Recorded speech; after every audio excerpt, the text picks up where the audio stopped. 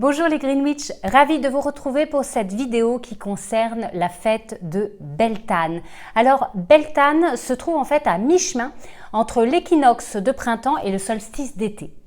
C'est une fête très importante dans les sabbats de l'année parce qu'en fait elle représente la dernière fête de la saison sombre.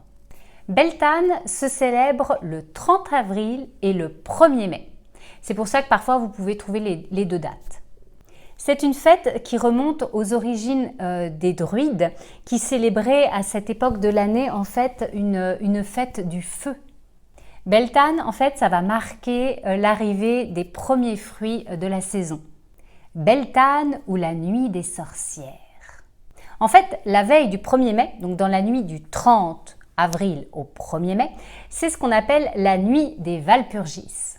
Et c'est un moment privilégié dans l'année pour les élémentaux. On va célébrer l'air avec les sylphides. On va célébrer la terre avec les gnomes. On va célébrer l'eau avec les ondines. Et enfin, on va célébrer le feu avec les salamandres.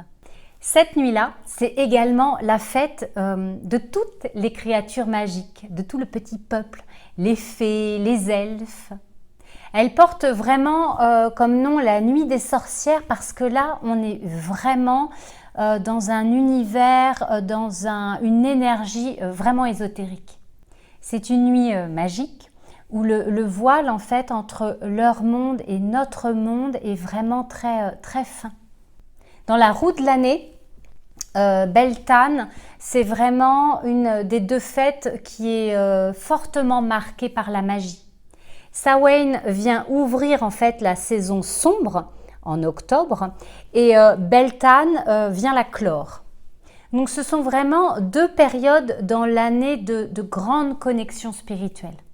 Alors en tant que célébration païenne de la fertilité, à l'époque les hommes et les femmes dressaient un mât décoré, ce qu'on va appeler le mât de mai ou encore l'arbre de mai. Cette tradition celte qui est adoptée dans beaucoup de pays, en fait, elle a pour but de célébrer le retour des beaux jours, du printemps, mais aussi de provoquer les rencontres amoureuses.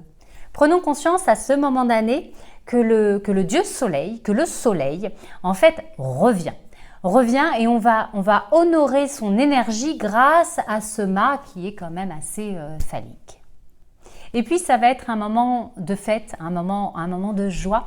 Et il va y avoir une danse qui va s'opérer tout autour de ce mât avec des rubans. Chacun va tenir un ruban et il y a toute une cérémonie qui va se pratiquer tout autour.